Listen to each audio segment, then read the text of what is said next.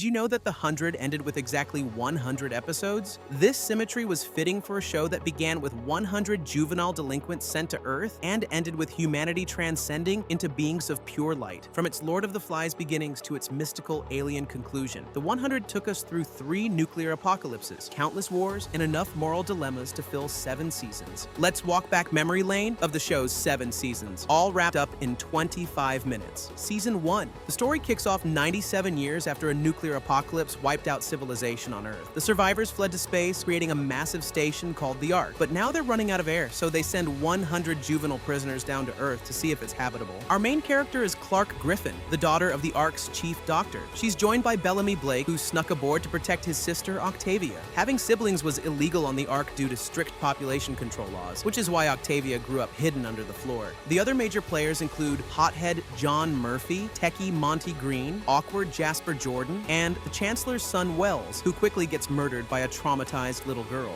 When the 100 land on Earth, they discover the radiation doesn't kill them, and they immediately devolve into a chaotic teen camp, partying, hooking up, and ignoring the wristbands that monitor their vitals for the Ark. Bellamy encourages them to remove the bands so the adults won't follow them down. But Earth holds a shocking surprise. Humans survived the apocalypse. The Grounders are tribal warriors who see the newcomers as invaders. After initial hostilities, including the capture and torture of Grounder Lincoln, who Octavia falls for, attempts at peace fail when a nervous kid shoots a Grounder during negotiations. Mechanic Raven Reyes makes her way down from the Ark in a pod to help establish communications. She's Finn's girlfriend, which creates a love triangle since Finn and Clarke had already hooked up. The oxygen crisis on the Ark leads to Chancellor Jaha sacrificing 320 people to buy more time. But it's not enough. They'll have to come to Earth. The season culminates in a massive battle where the 100 use rocket fuel to create a ring of fire around their camp, burning many attacking Grounders. But victory is short-lived as mysterious men in hazmat suits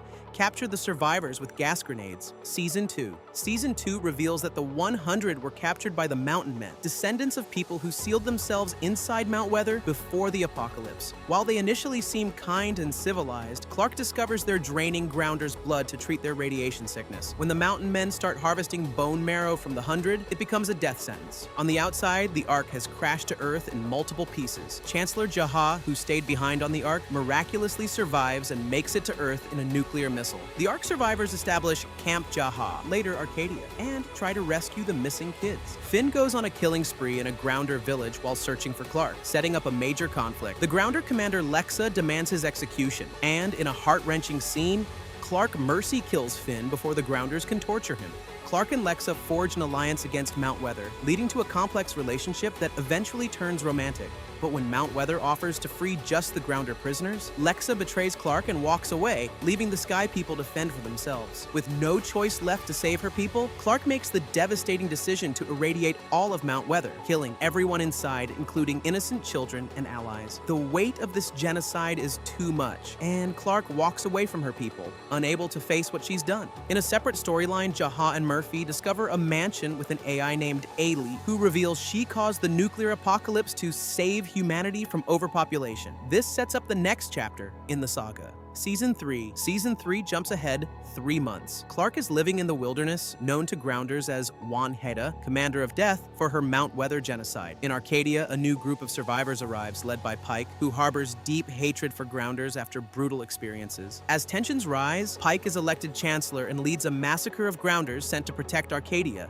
Bellamy supports Pike, creating a rift between him and his sister Octavia. In the Grounder capital Police, Clarke and Lexa reconnect, but their relationship ends tragically when Lexa is accidentally killed by her mentor, Titus. Jaha returns to Arcadia preaching about the City of Light, a virtual reality created by ALIE, where people feel no pain or suffering. He distributes chips that connect people to this digital utopia, but the chips also remove free will. Raven takes a chip to ease her chronic leg pain, but soon realizes Ailey is controlling her mind. We learn that ALIE's creator, Becca, also created a second AI, ALIE 2.0, that became the Grounders' sacred flame implanted in their commanders. This flame holds the consciousness of previous commanders and only works with night blood, a genetic mutation that gives people black blood. As ALIE's army grows, taking over most of Arcadia and Polis, Clarke obtains the flame and gives herself Nightblood to use it. Inside the City of Light, she confronts Eli with help from Lex's consciousness, which lives in the flame. Clarke finds the kill switch, but Ailey warns that Earth faces another nuclear catastrophe. All remaining nuclear plants are melting down. Despite this, Clarke destroys ALIE,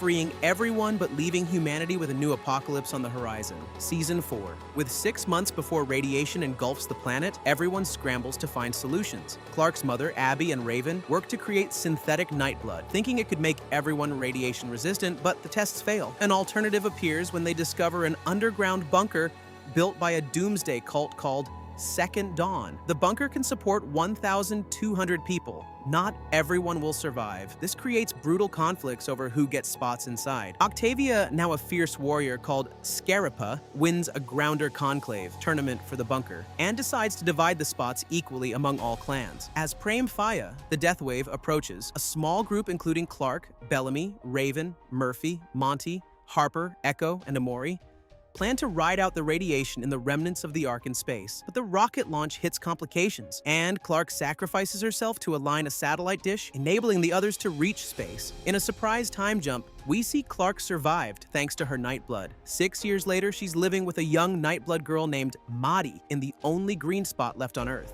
As she wonders why her friends haven't returned from space, a prison transport ship lands, bringing new threats. Season 5. Season 5 reveals multiple storylines across the 6-year gap. In space, Bellamy's group survived on algae and formed new bonds, including a relationship between Bellamy and former enemy Echo. In the bunker, food shortages led to cannibalism during a dark year, transforming Octavia into the ruthless Blood Reina, Red Queen, who runs gladiatorial death matches. The newcomers are prisoners from before the first apocalypse, led by Colonel Dioza, who was an infamous terrorist. They've been in cryosleep for over a century. They want the habitable valley for themselves, setting up the season's central conflict. When Dioza captures Abby to treat a lung disease affecting her people, Octavia leads her Wonkru army in a march to take the valley. The power-hungry second-in-command McCreary eventually takes control from Dioza and threatens to destroy the valley if he can't have it. Bellamy poisons Octavia to prevent her from leading Wonkru into a trap, but the battle happens anyway, resulting in heavy casualties. When McCreary realizes he's losing, he launches deadly nuclear fuel, triggering a third apocalypse. Our main characters barely escape to the prisoner's ship, heading back to space as Earth becomes uninhabitable again. In a twist ending, everyone goes into cryosleep to wait out Earth's recovery. When Bellamy and Clarke wake up, they learn from Monty and Harper's adult son that they've been asleep for 125 years. Earth never recovered, but Monty found a new habitable planet before dying of old age with Harper. The ship now orbits this mysterious new world. Season 6. Season 6 takes our heroes to planet Alpha, also called Sanctum. It looks like paradise with a beautiful civilization ruled by the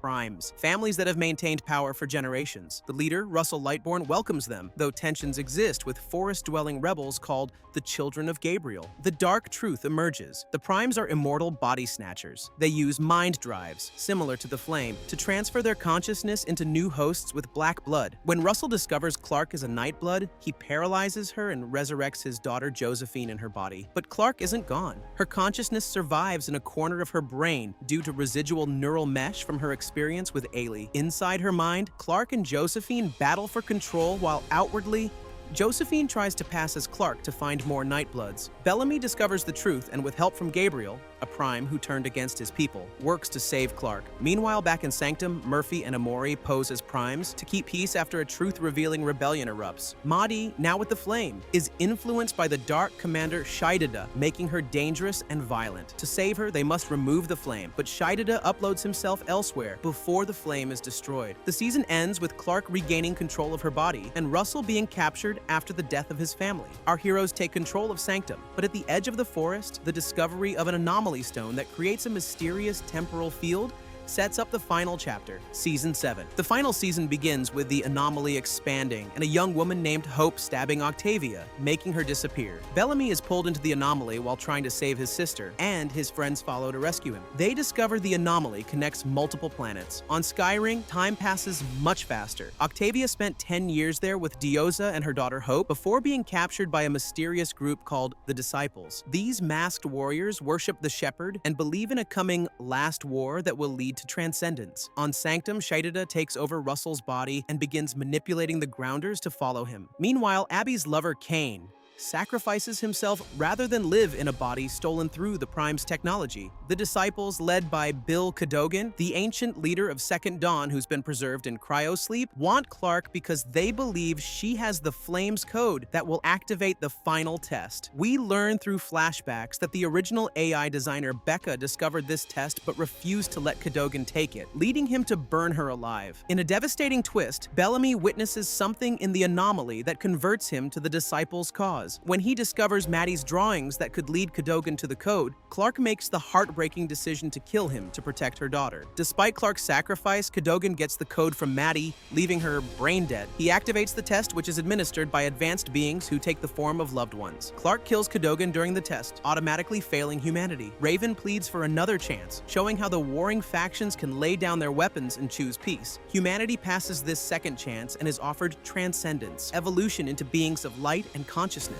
Everyone transcends except Clarke, who can't because she committed murder during the test, but her friends choose to return to human form to live out their remaining days with her on a restored Earth, unable to reproduce but free to live in peace. The series ends with humanity's transcendence and our core characters finding a simple, peaceful existence together, a fitting conclusion to a show that constantly questioned what it means to survive versus truly living. From teenagers struggling to survive to adults making impossible choices, The 100 took us through a combination of moral complexities and the cycle of violence. Despite constantly facing extinction, humanity in The 100 showed both its worst impulses and its capacity for sacrifice, love, and eventually, transcendence. At its core, the series asked one fundamental question: does humanity deserve to survive? The answer, after 100 episodes of war, genocide, and rebirth, was that we do, but only when we choose to break the cycles of violence and truly live as one crew.